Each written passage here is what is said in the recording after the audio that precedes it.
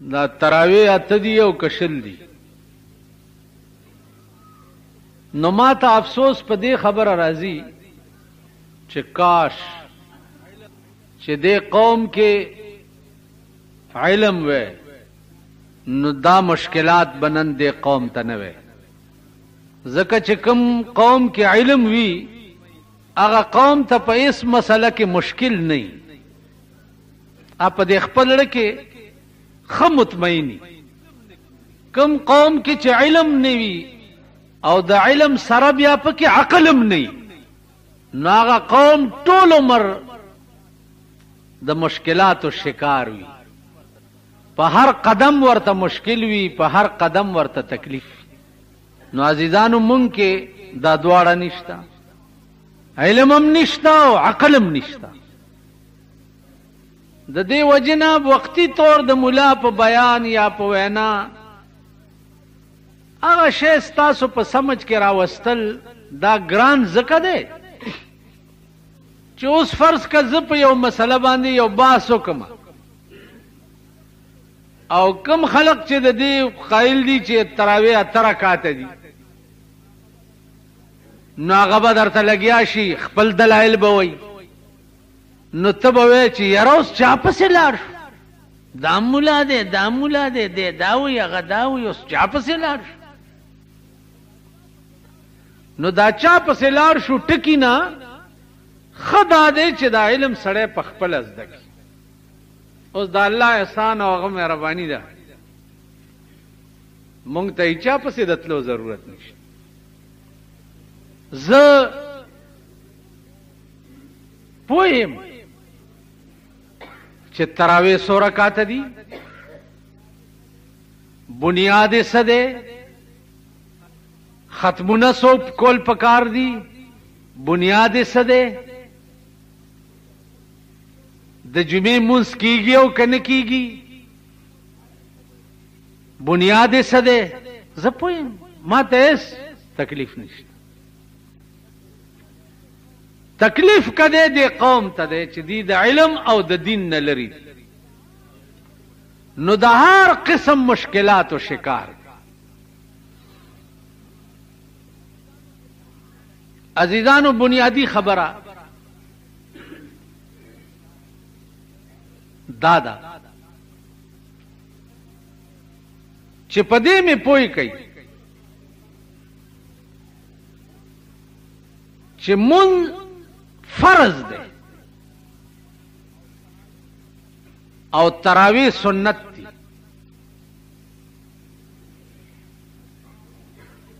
نو تراویح ډېرې ضروري شوې او که مونځ ډېر ضروري دی؟ تاسو وایئ.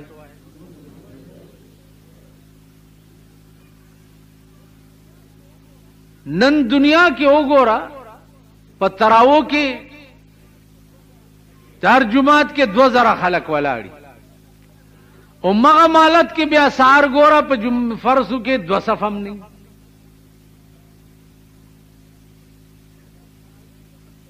نو دا تراویح زمونږ د ملک چې دي دا بحیثیت عبادت نه کوي، دوی داسې یو نخره او یو چرچه ده. په دغه ورځ بډې مو یو ټوپڼی م په سر کې او څه چل دی تراویح له روانې مو ښځې له ځان ښیي یا مور لا یا پلار لا که نه تراویح له روانې مونځ به نه کوي، کال ټول کال مونځ نه کوي،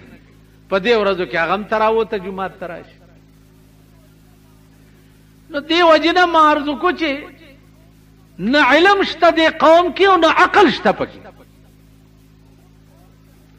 نو چې کوم قوم کې علم او عقل دواړه نه نو الله دې د هغې قوم مل شي. او بیا چې کوم خلق په دې قوم کې عقل پیدا کوون کی هغه په خپله بې عقلی نو خفت را خفت کی کند بیدار، یو ده بل ده ویښولی شي. عقل خو به ډنډه در کې پیدا کوي. زه وګورم چې ته مانه یو بې عقله پاتې شي چې د ملک ډنډه زما په لاس کې راشي. تاکہ عقل راضی که نه راضی؟ دا د غوږونې پیس کې د لس لختې وام ته وګوره چې ته سبا له تا نه عقلمند به بل لوی څوک نه.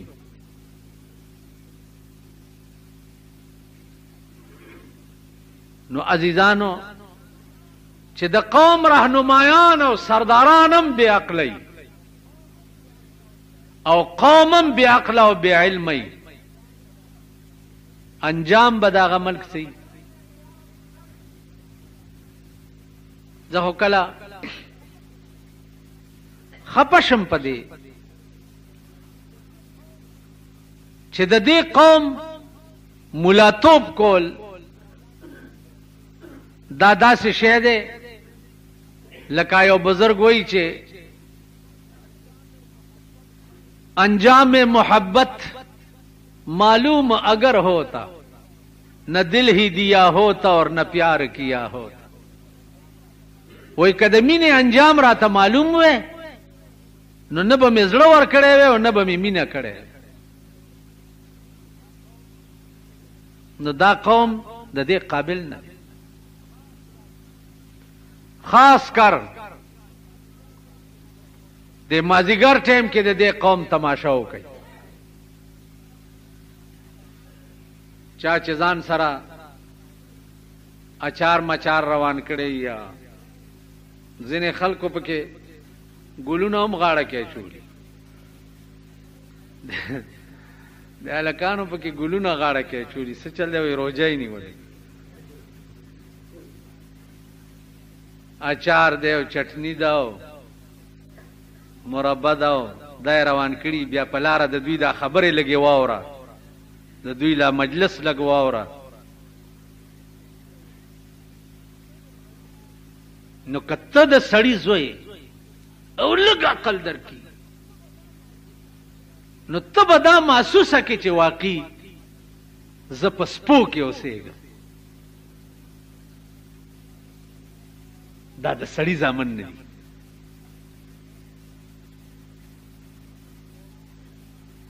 زه په یو نااهله قوم کې اوسېږم. ته په خپله دا محسوس او چې ته په خپله داسې نو یو سړی په خپله ګډېږي نو به بل ته وایي چې دا ته بد کار کې. تاسو خیال را تمیز نشته. که امی دی او که شیخ دی او که ملا دی بس په لاره رواني ته به دا نه وایي چې دا بني ادم روان، دا انسانان روان، دا به ته نه محسوس کړې. ته به دا محسوس کړې چې دا چېرته ځناور روان. تاسو ووایئ دا تاسو هم کوئ د دې ګنډېرو ګوتی خرڅېږي د پلاسټک کڅوړه کې ګنډېری خرڅېږي. نو هغه ګنډېری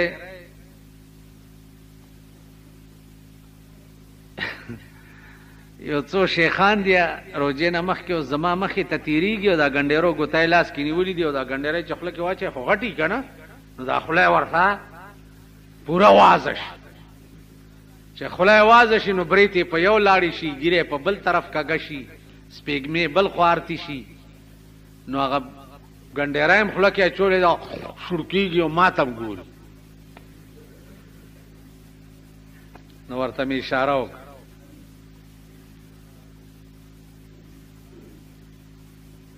مال سواد صاحب رحمت الله علیه په لاره روانو نو یو هندو یې ولیدو چې هغه د شپې لګیا دی رام رام رام ستوای ګورو کیے سات نام دا د هغې وظیفې دي. نو سواد صاحب ودرېدو شیخان ورسره وو. نو ملګرو ته وایي چې خال مې د کونډې په مخ ولید، جونه دې خوارې شي چې ډېر نږدې خالونه. مطلب یې دا و چې دا هندو مې د بت په عبادت باندې په نیمه شپه کې ولیده. نو مسلمان دې خدای خوار کی چې دی د هغه حقیقي خدای عبادت په نیمه شپه کې نه کوي. نو ما وی چې درې ګزه خو م ګیري دي او جامې مو څنګه چولی او دا ګوتایم پلاس کې دي دا رواني او دا خلک درته ګوري. تاسو نه به خلک سبق زده کوي. ګیره چې سړی پریدي هغه د اسلام سیمپل شي. سیمپل دا معنا چې د کومې کارخانې سیمپل خرابي داغه کارخانه مال څوک نه علي. دا ٹھیک ده. سیمپل چې د کومې کارخانه خرابي داغه کارخانه مال څوک نه علي. نو ګیره دې پرې خوا پټکې دې په سر دې جامې دې ساده اغوستي نو ته د اسلام د کارخانه سیمپلې ته به داسې حرکت نه کې چې تا نه خلک غلط سبق وایي. نو چې تاسو ځان سیمپل د اسلام جوړ کړی دی او په لار روانه شوړو شوړو شوړو شوړو سپېږمې دې په یو ځي او خوله دې په بله ځي او ګیره دې په بله ځي نو جوړېږئ. خو د دې سره چې م دې ګیرې نه موسي نیسم او یو څو پټاخې م لګاو کړمه خو بس ځئ نو ډېر په برو بزن کې ووته. مال چې را پسې رانه شي خو خیر شو. دا زمونږ د ملک د خواصو حال د خواص. نو چې کوم خلق ځان د قوم رهنمایي ته برابر کی او هغه په خپله کارغی نو اذا كان الغراب دلیل قوم اذا كان الغراب دلیل قوم سيهديهم سبيل الهالكين. چې د قوم رهنما کارغوي کارغه د قوم رهنمایي نو د کارغه لار کم طرف ته ده د ګنګای طرف ته. نو چې کارغه پسې دي تب هم د ګنګای د ډیران طرف ته روانې کارغه د شاتو طرف ته نه دي. نو رهنمایان د قوم دا هم کارغان کاغه په باب د دین کې وي او که د دنیا کې. راشي زمونږ په دور حکومت کې په لندن کې یو ډانس کړی دی د پاکستان جینکو. په لندن کې هغه ډانس داسې شوی دی چې ډانس څه وخت کې شروع شوی دی نو په دوران کې اول لپټي کوزي کړي دي بیا چې لږ سات تیر دی بیا یې کمیسونه ایستي بیا چې لږ سات تیر دی بیا یې پرتوګونه ایستي بیا چې لږ سات تیر دی هغه نکر چې لاندې د پرتوګ اغوندي هغه نکر هم ویستی دی. په دې رنګ کې ډانس شوی دی او انګریزانو یې تماشا کړې ده. او مونږ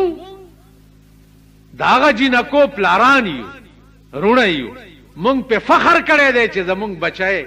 او زمونږ خور چې د په لندن کې په ډانس کې فرسټ رااله.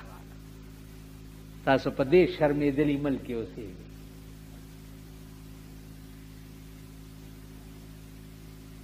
دا ستاسو زمونږ ملک دی. روجه شروع ده ته د تراو غم وړی خدای دې خوار که چې خوار شي. روجه شروع ده د لومبنۍ ورځې نه د کرکټ میچونه شروع دي. دا هغه میاشت ده چې په دې میاشت کې الله د ټولو رحمتونو دروازې مسلمان ته کلو کړي. د ټولو رحمت او په دغه میاشت کې ثابته میاشت به د کرکټ میچي او د ترو آؤٹ پاکستان مسلمانان چې دي ټوله شپه او ټوله ورځ د کرکټ میچ ته ناست.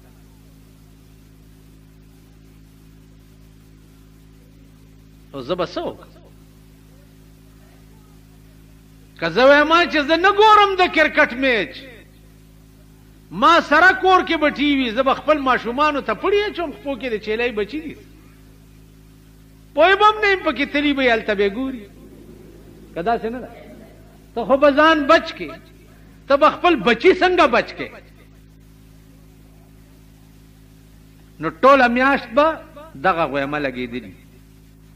د رحمت میاشت په دې د هلکانو پرون نه بله ورځ ویې ګټله. چا وګټله؟ ما ورته چا وګټله؟ پاکستان وګټله. چا نه وګټله؟ وی سریلنکا نه. سریلنکا دی که ها آسټریلیا ته هم ګورې جوړ آسټریلیا نه وی وګټلو. نو د هلکان خوشحال ما ورته ویل چې د آسټریلیا نه کرکټ میچ ګټل ډیر ضروری دی که خدایم هلاک کا کشمیر ګټل ډیر ضروری دی. وای د بار ملک نه بیا د آسټریلیا نه بیا تا په ټي وي باندې دا ریلې کېږي. کروڑونه روپے په دې خرچ راځي. کروڑونه روپے مصنوعي سیارې پترو ریلې کېږي. کروڑونه روپے په دې خرچ راځي. دا کروڑونه روپے باندې توپ او ټینکونه او لنچرې والا او په کشمیر ورودانګه دا 43 کاله د کشمیریانو حق وګټه او د کشمیر ټوکړه آزاده کا. بغیرته دا بم در نه داسې ځي لکه څنګه چې در نه بنګال لاړو. کشمیر بم در نه داسې ځي. ته کېنوه ورته سردار عبدالقیوم خان چې ګیره ګیره کېږي او کېنه ورته که نه هره ورځ در کې څو وجني. هره ورځ دا هغه هندو دی چې تا به ویل 100 پاپړ د یو لوړ نن هغه پاپړ را پاسېدلی دی او هغه لوړې په تاسو منډلې دی.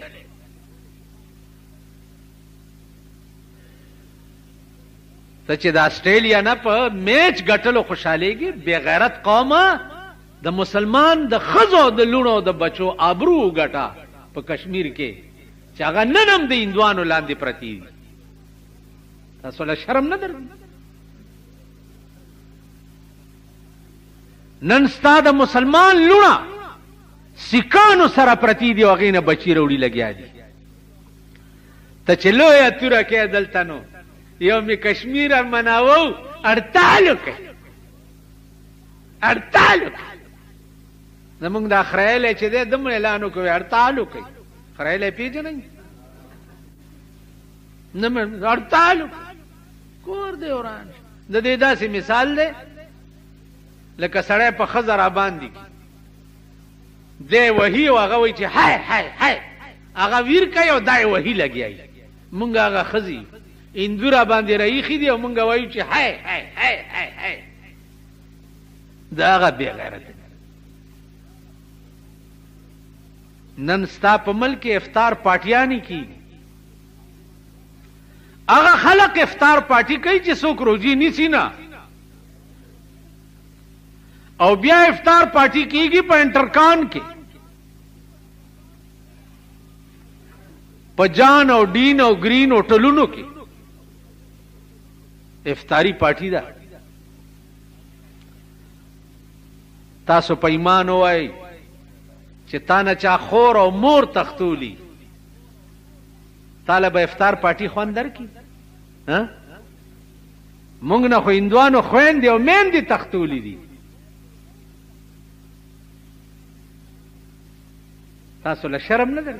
نن ورشئ ستا په ملک چې کوم حکمران طبقه ده یا دا سرمایهدار چې دي والله کوي پروا هم شته. ای سره د خپلو هغه بیګماتو مازدیګر ټایم کې صدر ته راولي یا مال روډ ته راوباسي که نه جي شاپینګونه پې باندې وکړي. ای سره د کشمیر څخه بیا د غریب مور زامن مازدیګر کې زه ګورم چې ټي وي او وي سي آر یې په اوږه کړي او کور ته یې وړي. د غریب په کور کې چې مورې سوټې تپي دا د کچنۍ زامن او دا د ډمې زامن. مورې پردی جامې وینځي پردي لوښي وینځي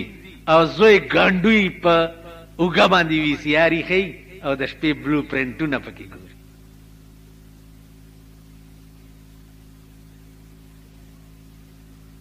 نو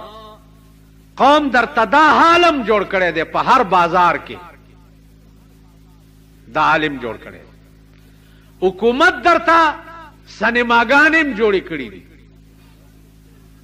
سینما ولی حکومت نه بندي ځکه چې ټیکس تیالي او بیا د مغه خلکو دي چې د چا حکومت ده تت کولش یو بربند فوټو لګیدل او دکاندار نه مې تاسو کوم دا د کم دلیمه دله د سینما ده ول دا د داسې دله د سینما ده چې تم ورته ټت نشي کولی ماته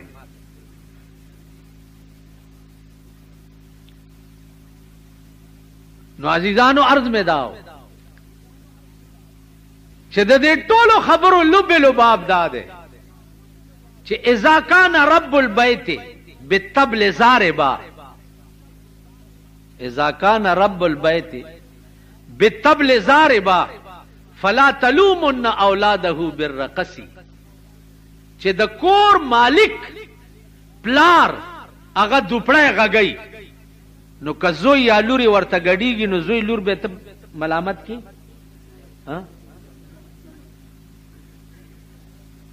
چې ته دوپړی غږی نو که زوی دې لږ ګډ شو نو د زوی ګناه دې شته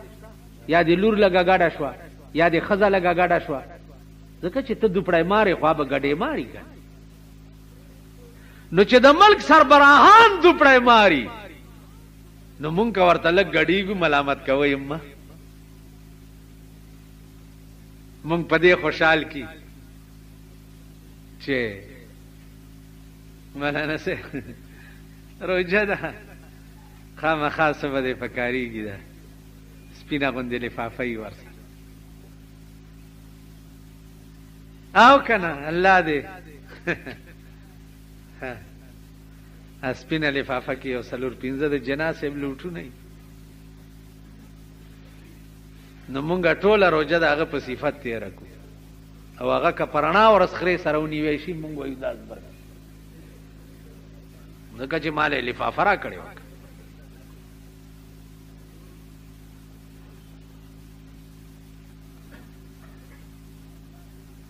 عزیزانو بیا دوی څه کوي مونږ ته سترګو کې خاورې اچولو دپاره مونږ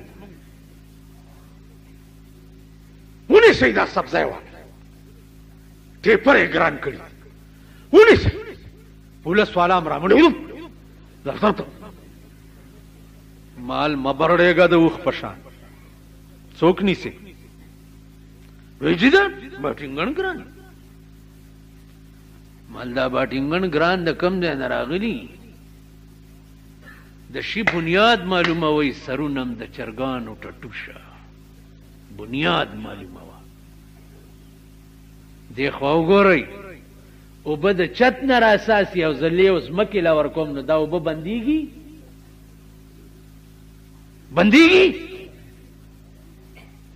راساسي چت او لیوې ځمکه چت به لیوې نو هله به اوبه بندېږي که نه سبزي ولې ګرانه ده بنیاد یې څه دی بنیاد یې دا دی چې په کم ټرک کې راځي په هغه ټرک کې تیل سوځي ډیزل سوځي که نه سوځي هغه تیل او ډیزل ګران کړي چا دي خبره کوئ هسې دیوال ته ډولکی وام چا ګران کړي نو کرای به لارای والا زیاتای چې ډیزل او تیل ګران دي که نه به زیاتای ٹھیک ده نو دا سبزی چې څه کې راځي بیا یوریا کومه سره چې ورکړی کېږي په هغې باندې د ګورمنټ ټیکس دومره وګوره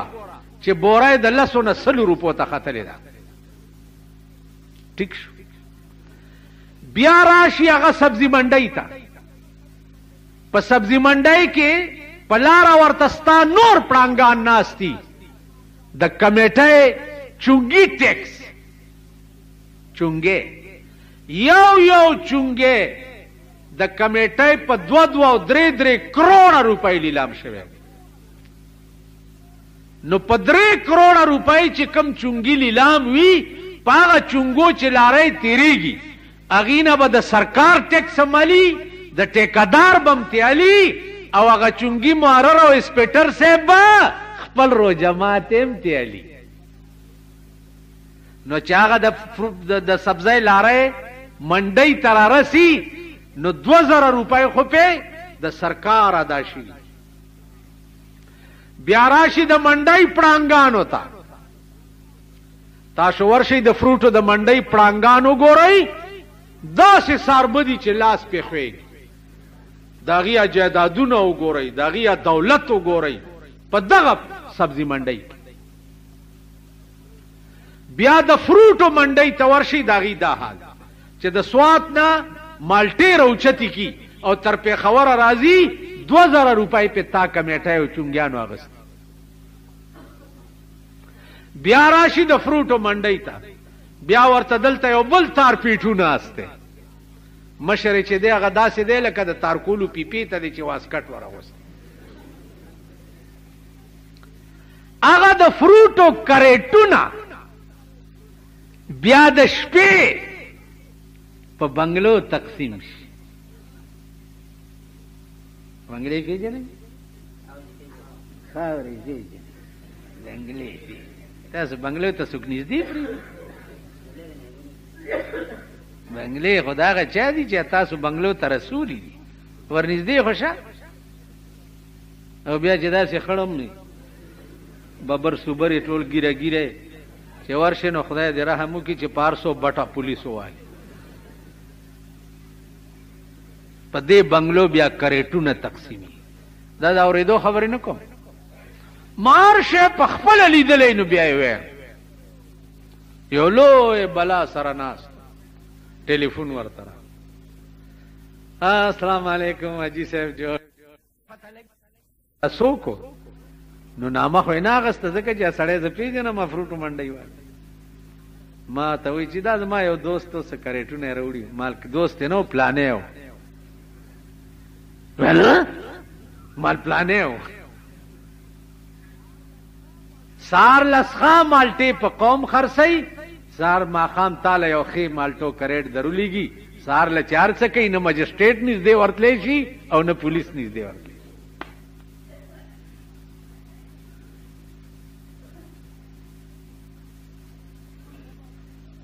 سره باټینګن ولی ګرانی بنیاد ګور بینډې په 55 روپۍ کیلو بینډې الکه بادرنګ دا مونږ بار سبزی والا دی غرض ما یو کیلو بادرنګ راغلی په سودی ول په 10 روپۍ ان لله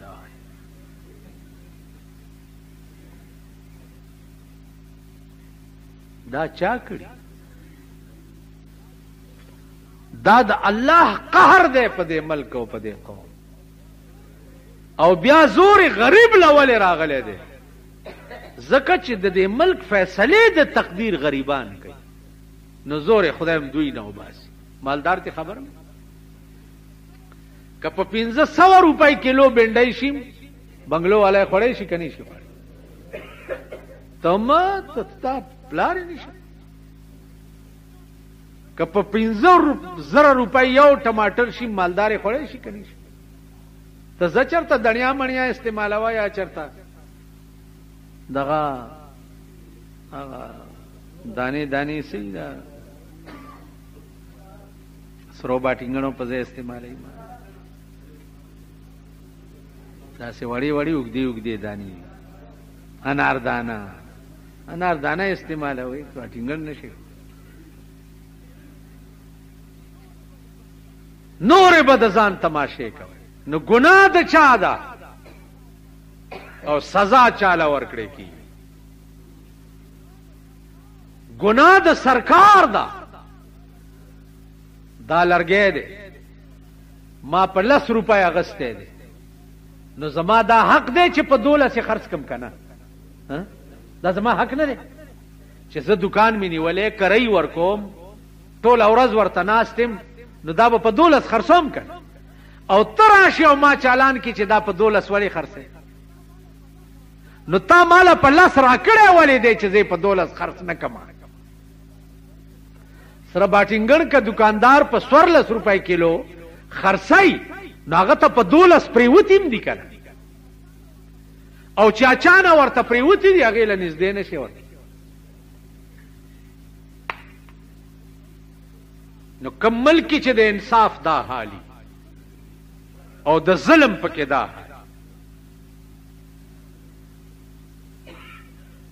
یا بس کی اوس قصابانو هړتال کړي ډېرې ښه کړي خی ځکه کړي چې دام پوره دي والله چې مردار یې اس پیم خرڅېږي یو قصاب دې 20 کاله وشو چې زه هغه له لاس نه ورکوم په مخه راشي ستړي مشي کوي چې خدای ته ګوره لرې مانه ده مردار اس پی په مونږ خرڅه کړي په خدای قسم چې دې قوم د سپو غوښې د ګډانو په نرخ خرڅ کړي دې بیا انګريزانو آرډر وکړو چې د ګډانو د اندام مخصوصه او د خپو دا نو کې دا به ترغه زوړندې چې تر څو غوښه خلاصه شوي نه ځکه چې حلال کړي سپي به د نړۍ غوښې په ځای باندې خرڅ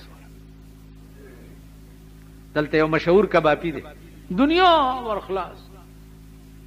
دنیا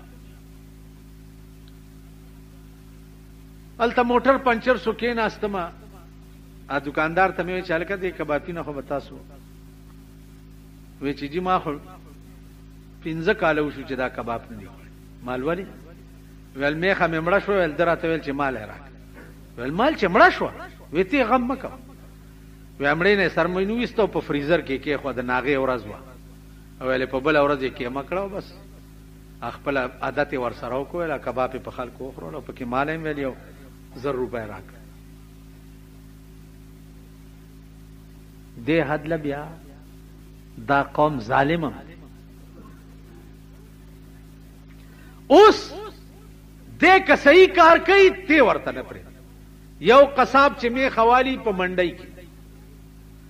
د منډي زمکه څه کمیږي چې هغه کمیټه لیلام کړی دا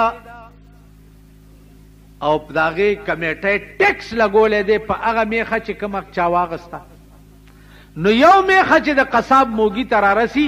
100 روپۍ په د حکومت ټیکس لګیدل بهار سړی چې ورځي ورته وای مال پستا واخه مال پستا او بیا د کلی خانان چې ورشي ای خانان ورته دسته خان په خیر خان کم ځای نه درکم واخه او دا پستا تکرا دا ډوکه بدا کساب څه کوي تاسو انصاف وکړئ دغه نه دا ډوکه به څه کوي چار یو پستی تیکي غواړي دا ډوکه به کم خاوري نو بیا خانان چې غوخه لورش بیا خان دکان ته وروخیږي دې ځنه پریکا دې ځنه پریکا بیا غریب څه ویلم نو اډو کی مډو کی بیا مونږ خوار ورا خرڅ تعلم را اسپیره پرون راته یو خزه وی خدای چې دا کسابان خدای غر کړ مال ولې ول ټوله ډو کی بیا را کول ما ورته مال خور هغه خو اصلي کار کولو کنه ولې مال غوړ ټول پاډو کو کی غوړ غوړ به در کول چې لګه خشي تیکا کې خو غوړ نه او ول غوړه خو به کټوي ډیر وا دا وطن میں نازیزانو دونوں طرف سے آگ برابر لگی ہوئی دونوں طرف سے من پخپل زی ظالمان یو وسم نشتا حکمران طبقه پخپل زی ظالم دا وسم قوم پخپل زی ظالم دے وسم نشتا چې څومره وسته عمره کوي ا چې سزيات نه کوي آی وسم نشتا تاسو وګورئ اوس چې باروزه یو د بالا معنی د چونګي سره داسې تاویږي دلته کنده کنسته ده او پښتنه والے څوک نشته دا نه وای چې د شپې په څوک ماشوم ور پریوزي سړی به پریوزي بس کنده کړی دا سړی ته تری کله ټلیفون د پاره کنده وکني ټلیفون لا کنده وکني او بس اخاور دا سره وړ کپه کې ټراکون خطو کپه کې سړیون خطو کپه کې اره بلا کسوی ګیس والا کنده وکني اے د چرګو مرض در تراش آریو لوټه نخپار د دې ملک داسې مثال دی لکه د سرک منځ کې کاڼې پروت لاره او موټر پیراسي سټیرینګ کټ کی ور سره داسې تیر شي داسې یوم نه کوي چې ورته ودرېږي او دا کاڼې یو طرف ته چې څوک پیتینده کو نه وي داسې څوک کوي تاسو کوئ په ایمان وي ازبرګانو صاحبانو شیخ صاحب سنت خوري کوستا کال او برتا کال والی په لاره چې دې کاڼې پروت نو پته داسې نه کوي چې یو طرف ته نو هر طرف نه ملک د خدای قهر رانیولې هر طرف نو اوس بنیاد تراشي معامله ټوله د خدای ده ټوله او هر چا سره چې څه کېږي د هغه د زړه متعلق کېږي زمونږ زړونه خدای ته معلوم دي چې تاله مې وس نه در کړی دی که مې وس در کو شیخ سادی څه خبره وای گربه مسکین اگر پرداشته گربه مسکین اگر پرداشته تخم گنجشک از هوا برداشته وای کدی پیشو غریب چرتا وزر لرلی غریب پیشو پیژنې یو خو خسر به پیشو یو ماندګای غوندي پیشوي غریب عجز غوندي اس چناسته د سړی په رحم راشي شیخ سادی وای کدی غریب او د مانده پیشو چرتا وزر لرلی وزر دی ورته ولګول په هوا کې به د مارغانو بیړه تبا کی کنه یو مارغه به بچ پاتې شي یو مارغ نو مونږه غریبي پیشوګانی دا چې لک خيو وزر نشتا وزر درته لګوم تاسو بیا د ځان تماشا ما تاسو کې ولید چې غریبان وای د روټای درکم نه لګېدو خزم سپینې بورکې په سرولې اوس چې پروټای ماړه شوي پیسې در سره رااله خزم بربند کړې هم کړ کنه خزو نمبر کې کوزي کړې لوندم ته جوړ کړې پلار رواني تبت یو طرف ته کې ابل اورد د کور راوتم یو را باندې رااله شراله زرته یو طرف ته شو بیړه دی ورکش سم یو کټای و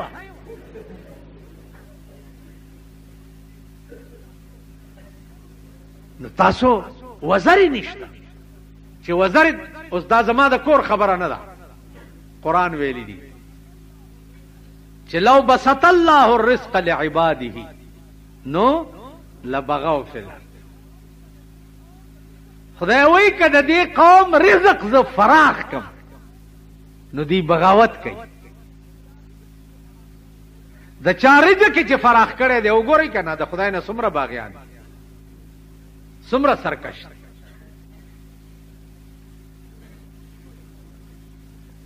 نو د دې وجنه عزیزانو خدای ته رجوع شي خدای ته رجوع شي یوازې روزه نه ټول کال د خدای سره تعلق وتړئ او تعلق پیدا کړئ چې دنیا او آخرت هم دواړه خشي کینی تباہ بشي غرق بشي چغه مو وه چې حکومت ته او پلانې دی حکومت ته خدای په هغه خر سیلاب یوړي کی چې نو مو نشانه پاتې نشي ما په 3 کاله کې د سړی د زوی حکومت لیدل نه دینو دی حکومت نه وڅګیلا کو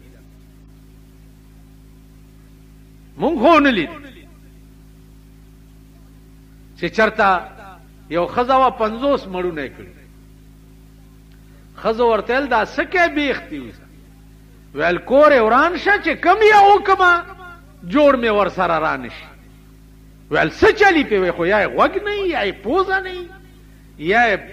سترګا نه یا لاس نه یا خپنی سبونډه سونډه په مونږ هغه چل دی مونږ هغه ښځې 50 مړو 3 مړونه مو کړه وار یو چې راشي بونډۍ صاحبتې طلاق الو بیا یو سره مم جوړ راغله چې د یوې روجې اجر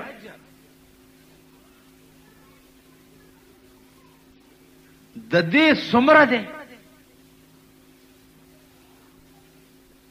نو هغه اجر چې دی هغه دې وخت کې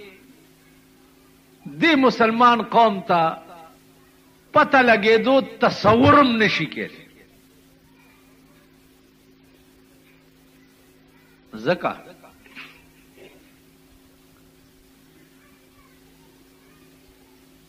چې د دې لوی اجر چې دی هغه د معشوقې په لاس به د روجې ثواب روجهدار لور کړی کیږي اوس د معشوقې د لاس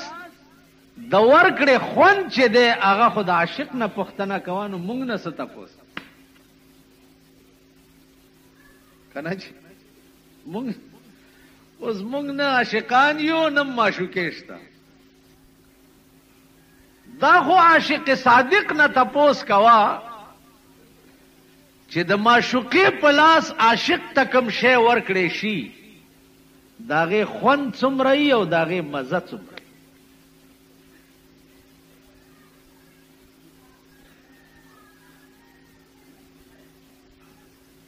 اورنګزیب بادشاہ داغه وزیر اعظم لیچی ورته وی یو میوه د لیچی نو بادشاہ لیچی خوړه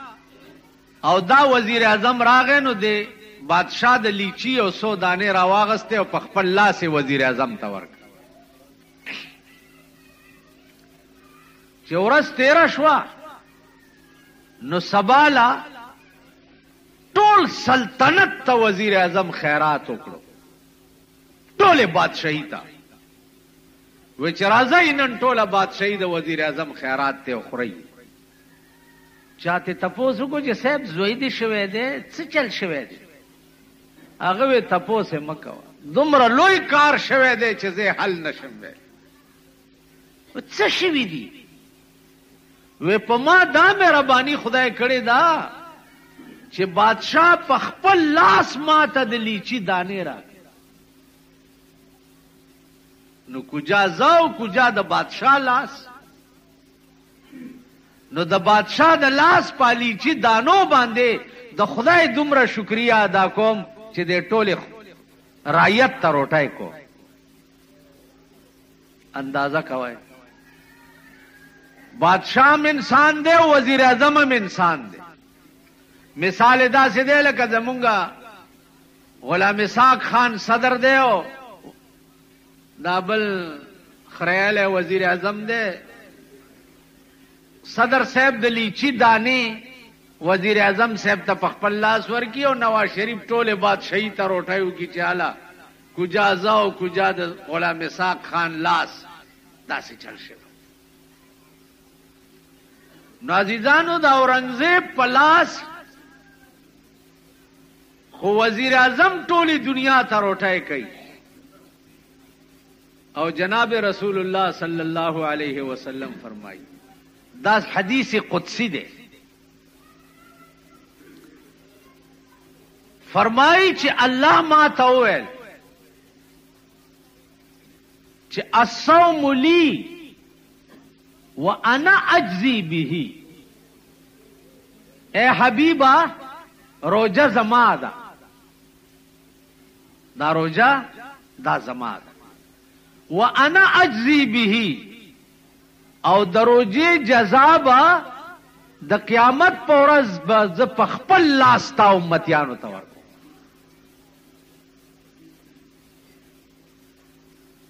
نو چې خدای څنګه ده نو دسه به لاس مينو ګرځي ورپسې لټوي نو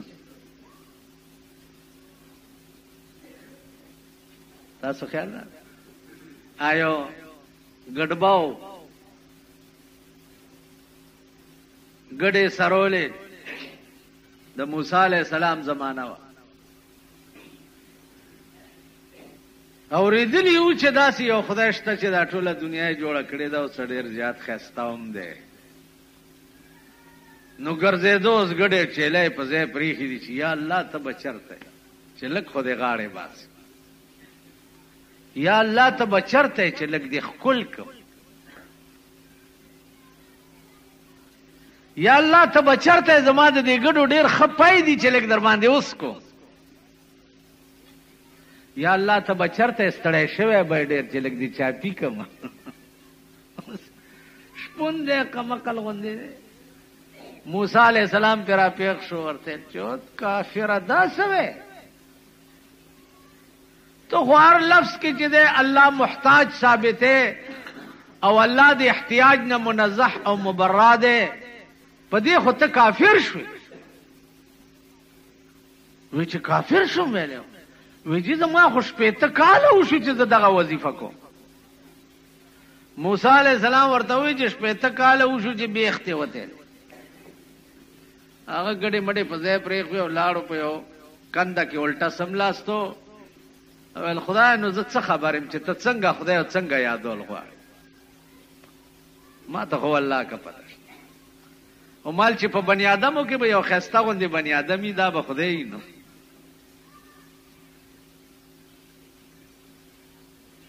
نو موسی علیہ السلام ته وحی وشو وحی ورته وشوه چې اے موسی ته ما دې دپاره دنیا ته لېږلې چې ما نه یاران جدا کا ما دې له لېږلې او که ته ما دې له لېږلې چې ما سره خلقو یارانه پیدا کا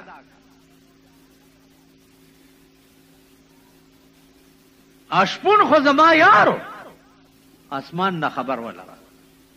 اوس اندازه کوي د شپون په ظاهر الفاظ د کفر دي خو چې زړه د کفر نه دی نو فایده په څه مرتب کی زمونږ ظاهر الفاظ د بزرګۍ وي لبادم د بزرګۍ په ځان اچولی او تیرا دل تو ہے صنم آشنا تیرا دل تو ہے صنم آشنا تجھے کیا ملے گا نماز میں او چې زړه دی بتخانه او ولار په مانځه باندې نو دی مونږ کې بتا ته څه ملاويږي ها جی نه مونږ کې نه ولار خدای نه دی بنی آدم جوړ کو خو چې انت اندرونی لینک صفا ده نو پاس نه خبر راځي چې او موسی سړی زما یار دی ورشا غزه پیجندلې سم نیما راضی کا او زما د لیدو او زما سره د دوستۍ چل ورته وخایه تاسو خیال را نو عزیزانو عرض میں دا کولو چې معامله ټوله دړه ده ټوله معامله د ګیره نه ده معامله د حج نه ده معامله د پټکی نه ده معامله د چوغې نه ده او د جوبې نه ده او د خلوت دا ټول فراډ او دوکه ده که تاسو خیالو کوي بعضې صاحبانو داسې پټېدار پټکي وایي داسې درې قسمه یې کت کړي لیدلې دي داسې پټېدار غوندې دغې په دې دې راوستي او په دې دې او دا شی دلې داسې دغه کړي او بیا داسې لوپټه هم کړي